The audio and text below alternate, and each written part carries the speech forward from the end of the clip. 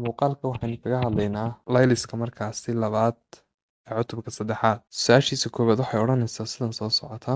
It's found in experiment that if straight surface is dry, a good driver can safely decelerate. It's found experimental if the straight surface is dry. If the straight surface is dry, a good driver can safely decelerate an automobile with reasonable good tire at a rate of 4.57 meters per second square, a car moving at 60 kilometers per hour. What would be the minimum distance between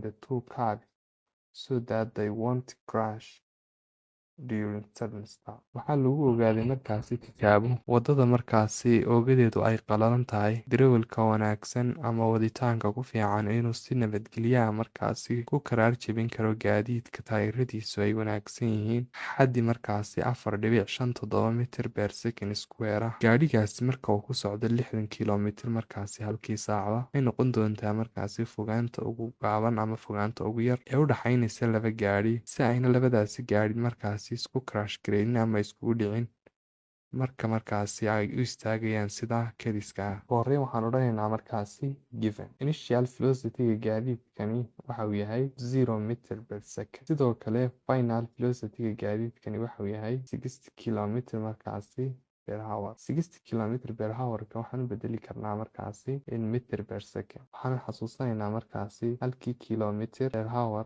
inuu u dhigmayay 0. markaasi 278 markaas meter per second.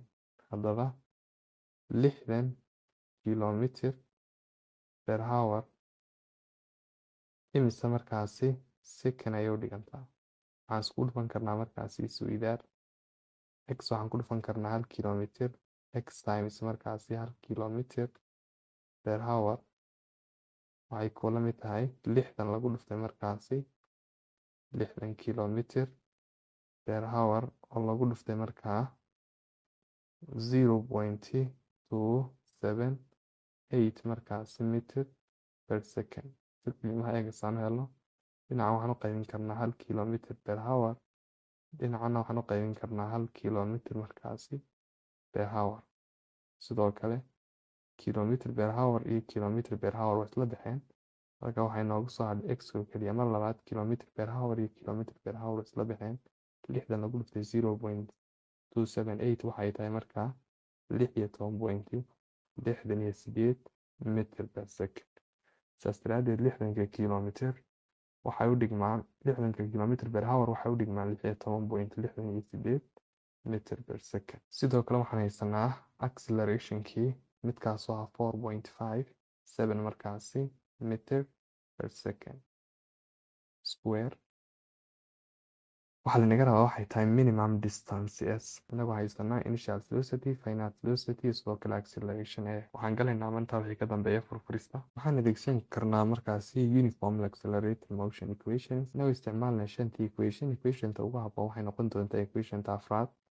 Midaas wayna odhanaysaa final velocity-ga oo la square waxay kula mid tahay initial velocity-ga oo la square loona geeyay markaasi 2 oo lagu dhuftay acceleration-ka oo lagu dhuftay markaasi distance-da s. Halkan waxaan kasoo dhex saari doonaa equation-tan markaasi distance-da s. Saas daraadeed equation-tan dhinaca midigta iyo dhinaca bidixdaba waxaan ka jaraynaa tibix isku mid ah midaasoo dhinac kasta waxaan ka jaraynaa initial velocity square iyo sidoo kale initial velocity square. Marka aan kala jarayna markaasi initial velocity square-ka koowaad iyo initial velocity square-ka labaad waxaa isla baxayaa waxay yihiin markaasi initial velocity-ga positive-ka ah oo la square oo laga jaray initial velocity-ga negative-ka ah oo la square. Halkan waxay noogu soo hadhay markaasi 2 times acceleration times displacement s oo keliya. Saas daraadeed si toos ayaan usoo qaadanaynaa 2 times acceleration times displacement s. Sidoo kale dhinaca kale waxay noogu hadhay waxay tahay final velocity square oo laga jaray markaasi initial velocity square. Saas daraadeed final velocity square oo laga jaray initial velocity square-na sideeda ayaan usoo qaadan doonaa. 2 times as waxay soo baxday ahayd final velocity square oo laga jaray markaasi initial velocity-ga oo lagu sameeyay square ama laba jibaar.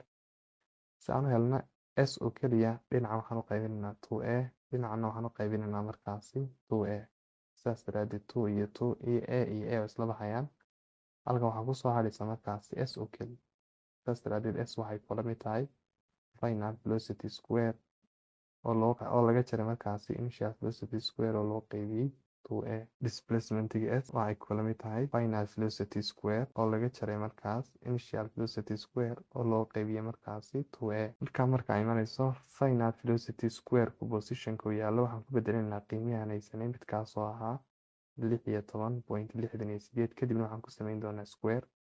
sidoo kale initial velocity halku yaallo waxaan ku bedelaynaa qiimihii aan haysanay midkaasoo ahaa 0 meter per second kadibna waxaan ku sameynaa square. sidoo kale waxaan ku dhufanaynaa accelerationka na waxay noola mid ah 4.57 meter per second square. haddaba 16.68 marka aan squareno macnihiisu waxay tahay 16.68 oo lagu dhuftay markaasi 16.68 midan oo inoola mid ah 278 point markaasi 16.68 oo la square waxay kula mid tahay 278.2 markaas. sidoo kale meter square waa meter square, second square waa second square. 0 markaan square-na 0 buu ahaan doonaa. meter square waa meter square, second square-na sidoo kale waa second square. saas darteed 0 meter per second square waxay tahay 0 times meter square oo loo qeybiyey markaas second square. sidoo kale 2 oo lagu dhuftay 4.57 meter per second square waxay tahay 9.14 markaasi meter per second square. intaa wixii ka dambeeya waxaan kala jaraynaa markaasi 278 iyo sidoo kale 0. natiijada kasoo baxaysa waxay tahay 278.2. waxaan u qaybinaynaa markaasi 9.14. sidaas daraadeed 278 oo loo qeybiyey 278.2 oo loo qeybiyey 9.14 waxay tahay 30 point markaasi 4. sidoo kale halbeegyada 278.2 waxaa la socotay meter square per second square. 0 na meter square per second square waxaan kasoo qaadan karnaa hal mid oo keliya waa meter square per second square oo loo qeybiyo markaasi 9.14 na waxaa la socday markaasi meter per second square oo keliya. saas daraadeed waxaan u qaybinaynaa meter square per second square-kii meter per second square. halkani second square iyo second square isla baxayaan. meter square-na waxa ay tahay macnaheega meter oo lagu dhuftay meter kale oo loo qeybiyey markaasi meterka hoose. labada meterna isla baxay. saas daraadeed resultiga kasoo baxaya waxa uu yahay markaasi meter. saas daraadeed distance sidii waxay tahay ama minimum distance sidii loo baahnaa waxay tahay 30.44 meter. question 2. A driver of a vehicle traveling at the speed of 30 meters per second on a motorway sharply stand still at a distance of 100 meters. Calculate the acceleration of the vehicle. A driver markaasi darawal of a vehicle markaasi gaadiid ayaa markaasi traveling waxa uu ku socdaalayaa at a speed of xawaare markaasi 30 meters per second 30 meters per second in a motorway jid markaasi gaadiid sharply stand still at si markaasi si adag ugu istaago at a distance of 100 meters fogaan markaasi 100 mitir. calculate haddaba waa inaad ka shaqeysaa deceleration of the vehicle karaar jabka gaadhigaasi ku dhici doona. si gaadiidku marka uu xawaare sare ku socdo uu istaago waxa uu u baahan yahay in isku sameeyo deceleration ama karaar jab. saas daraadeed muxuu yahay karaarka markaasi karaar jabka uu yeelanayo gaadiidkani. tallaabada koowaad aan qaadanaa marka waxay tahay inaan ku sameyno given. waxa koowaad aan haysanaa waxa uu yahay initial velocity gaadiidka midkaasoo xawaaraha uu gaadiidku ku socdo marka uu ordayay oo ahaa markaasi 30 meter per second. sidoo kale waxaan haysanaa final velocity oo ah maadaama gaadhiga la rabo inuu istaago final velocity-giisu waxa uu yahay 0 meter per second. sidoo kale distance sida la rabo gaadhigan inuu socdaalayo waxay tahay 100 meter oo keliya 100 meter. muxuu yahay haddaba decelerationka lagu sameyn karo gaadiid. maadaama aan haysano markaasi final velocity, initial velocity iyo distance waxaan laga rabaa inuu yahay acceleration. mar kale waxaan ka dhex baari doonaa equation-ta ugu habboon aan adeegsanayno uniform accelerated motion equation. equation-ta ugu habboon aan adeegsan karnaana waxay tahay equation-ta odhanaysa final velocity-ga la square wuxuu kula mid yahay initial velocity-ga la square laguna daray 2 lagu dhuftay acceleration-ka oo lagu dhuftay markaasi displacement-ga. si aan u helno markaasi acceleration-ka oo keliya equation tan dhinaca midig iyo dhinaca bidix waxaan ka jaraynaa bidix isku mid oo ah initial velocity square. dhinaca waxaan ka jaraynaa initial velocity square, dhinacana waxaan ka jaraynaa initial velocity square. intaa wixii ka dambeeya waxaa isla baxaya initial velocity square tan positive-ka ah iyo initial velocity square tan negative-ka ah. waxa soo haray waxay tahay markaasi 2 times acceleration times displacement s. saas daraadeed tan si toosan soo qaadan doona iyada. sidoo kale dhinacan kale waxaa kusoo hadhay final velocity square minus initial velocity square. saas daraadeed iyagana si toosan soo qaadan doonaa. saas darteed 2as oo ah laba lagu dhiftay accelerationka oo lagu dhiftay displacementada s waxay kula mid tahay final velocity square oo laga jaray initial velocity square. si aan u helno markaasi accelerationka a oo keliya, dhinaca waxaan u qaybinaynaa markaasi 2s, dhinacana waxaan u qaybinaynaa markaasi 2s. 2 iyo 2 waa isla bixi doonaan, s iyo s na isla bixi doonaan. saas daraadeed accelerationka a waxa uu kula mid yahay final velocity square minus markaasi initial velocity square oo loo qaybiyo markaasi 2s. saas daraadeed accelerationki waxa uu kula mid yahay final velocity square minus initial velocity square oo loo qaybiyo laba lagu dhiftay markaasi displacementiga s. final velocity-ga qiimahan haysani waxa uu ahaa markaasi 0 meter per second. saas daraadeed 0 meter per second kii aan haysanay waxaan ku sameynaynaa markaas square ama laba jibaar. saas darteed waxaa noqonayaa 0 meter per second oo lagu sameeyey square oo laga jaray initial velocity-ga vi waxaan haysanay bay ahayd 30 meter per second. saas daraadeed 30 meter per second kan maadaama initial velocity-gu uu ahaa square, sidoo kale 30 meter per second 30 meter per second wuxuu noqon doonaa square.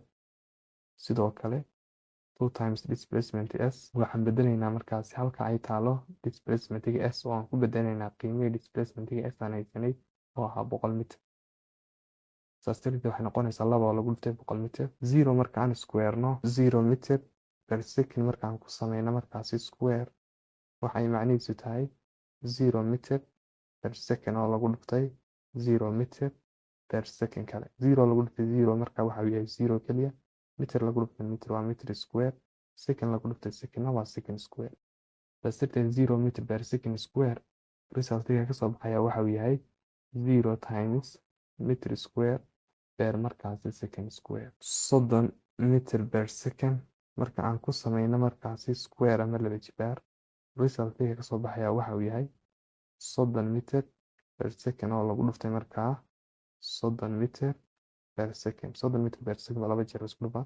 30 lagu dhiftay 30 waa 900, meter lagu dhiftay meter waa meter square, second lagu dhiftay second waa second square. saas daraadeed 30 meter per second square resultiga ka soo baxaya waxa uu yahay 900 markaasi meter square per second square. laba waxaan ku dhufanaynaa marka iyadana 100, laba oo lagu dhiftay markaasi 100 resultiga ka soo baxaya waxa uu yahay markaasi 200 oo markaasi meter eber laga jaray 900 waxay tahay minus 900 meter square per second square iyo meter square per second square-na waxaa laga soo qaadan hal midow keliya. waxaan u qori karnaa meter square waxaan u qori karnaa meter oo lagu dhiftay meter per markaasi second square. saas darteed meter iyo meter waa isla baxayaan. 900na waxaan u qaybinaa 200 waa minus 4 markaasi 5. halkana waxaa inoogu saaray halbeegana meter per second square. saas daraadeed decelerationku waxa uu yahay minus 4.5 meter per second square.